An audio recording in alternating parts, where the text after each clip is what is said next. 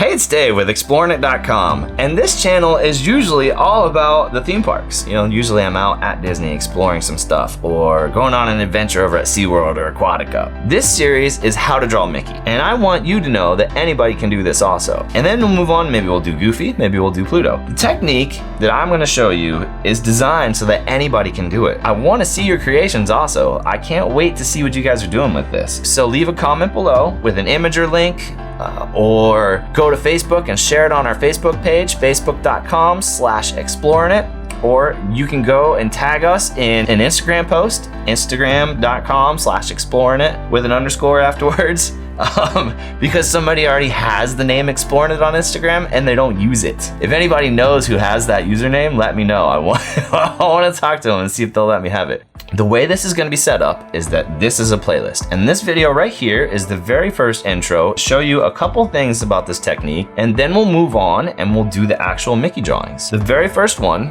that I'm gonna do is Mickey's head. It looks like this. You'll see this will be the very first one in the series. It'll be all set up in a playlist. If your next video isn't this guy right here, then go to our homepage, youtube.com/Explorenit, and click on the playlist that says how to draw Mickey. From there, you should be able to just go through the playlist and rifle through them all and use this as a reference. This particular technique is designed so that anybody can draw. If you have zero artistic talent, I want you to know that you can do this. Just like Remy and Gusteau, anybody can cook, anybody can draw this. Here's what you'll need. All right, if you have an iPad, you need some kind of drawing app. I have on this particular iPad, I have a couple of them that are cool. Procreate is like $20, but I use Premiere Pro for all of our stuff, and it comes with Adobe Fresco. So that's what I like to use when drawing this. My brush looks like a pencil. So what you'll need if you don't have an iPad, or if you don't have a Wacom, or if you're not an artist already, or you're not a digital artist already, what you'll need is a piece of paper, you'll need a number 2 pencil, and you'll need a colored pencil. Now, usually I would say go with Prismacolors, but Prismacolors to me are all about getting as much color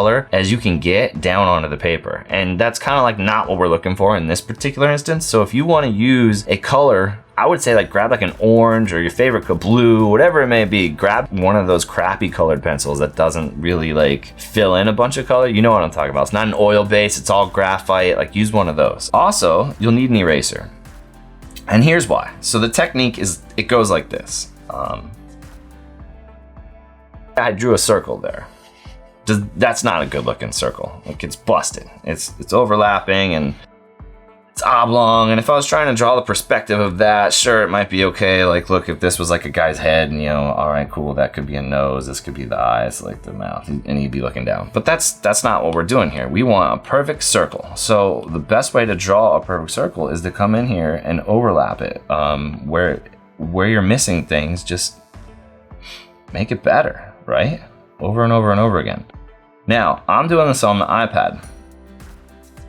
So what I'll do is I'll go and I'll change the opacity when I need to, make it look like a lighter drawing. So if you're using a number 2 pencil on this, do this part really light. Like, if you're using a number 2 pencil and a piece of paper, do this part pretty light. Now you have a couple options. Now that our circle's starting to look way better, you can either come in here and erase some of this so that it makes it look more uniform.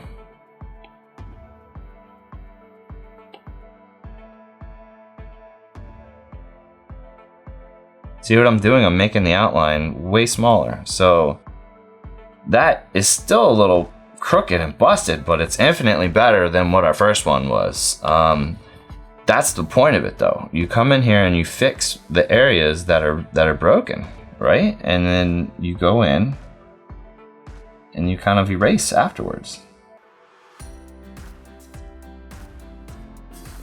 That's that. That looks infinitely better than the very first attempt. It's still a little oblong. I would probably make this, if we're looking for a very, very perfect circle, there's that.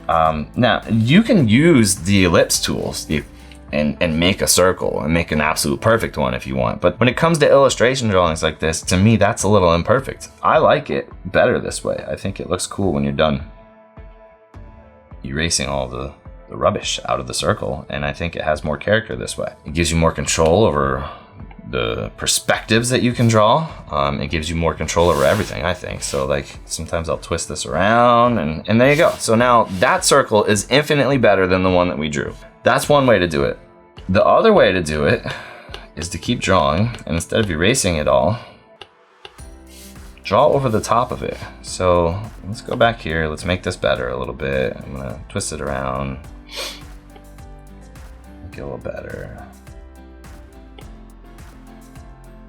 Make it a little more perfect.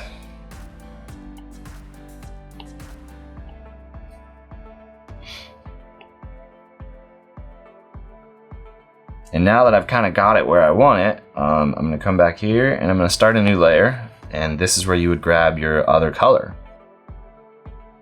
And you would, I'm gonna change it to like a red here. And you can draw over the top of it. Personally, I prefer the eraser method.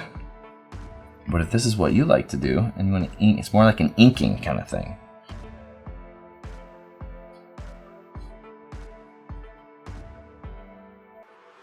Oops, that was kind of crap.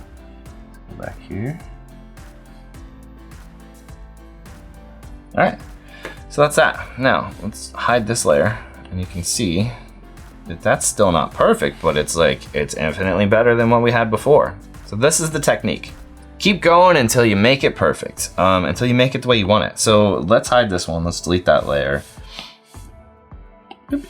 Now, let's go back over here to this one. The next thing I want you to do is just get your wrist working a little bit. Like, let's draw some crazy, oops, we're in red now, red's fine. Let's draw some crazy shapes. Let's say that this is like a weird oblong here, you know. Let's do a crescent moon.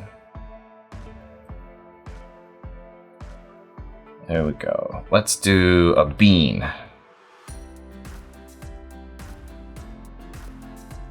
Let's do a squiggly line that curls around like this. You know, just draw a little bit. And the third thing that you want to do when using this technique is think about perspective. To me, this isn't a circle. Let's step back on all this. Let's go back to this circle here, and we're gonna focus on that. When you're using this technique, let's think of this as Mickey's head now. You know, that's not a circle to me anymore. Now, like, let's think about like a ball. If you're holding a ball, what would the light do with it? Like, if I was looking at this as a light source and I was holding a ball right there, you know, that would be very bright over here, and on this side it would be dark. So let's say like that's what we're doing. Pretend there's a ball there and there's a light source coming from this way. The darkness would be here, so your shadows would be like down here, right? The light source would be hitting it right here. And very lightly, I'm gonna just kind of make like that would be the light source. And then as it goes, it gets darker and darker, right? So think about things that way. It's not a circle anymore, now it's a ball. And then let's think about perspective also. Let's say that this is Mickey's head and he's facing this way. You know, from where I'm standing, this would be the perspective of what it would look like, you know, from the forefront. He would be here. That would be his nose right here. We'd draw like, that would be like a reference point for his nose, you know, like this too. This would be the perspective though. Like, now we're thinking more 3D. We're thinking more of this as an object. You know, there's the third dimension. We're thinking that this is more of an object than it is a circle. Layers are what make everything.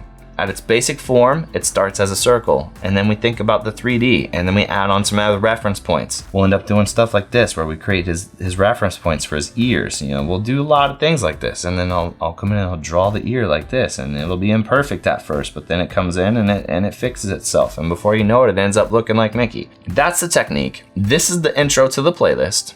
Up next, you should see this guy. If your next video isn't this guy, doesn't start with this guy, go to our homepage, youtube.com/c/Explorenit, and find the playlist that says how to draw Mickey.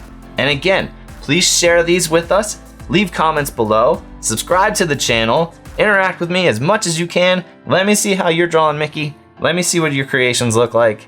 Thanks for watching, everybody. I look forward to doing this series with you, and I cannot wait to see what you guys do with your how to draw Mickey stuff.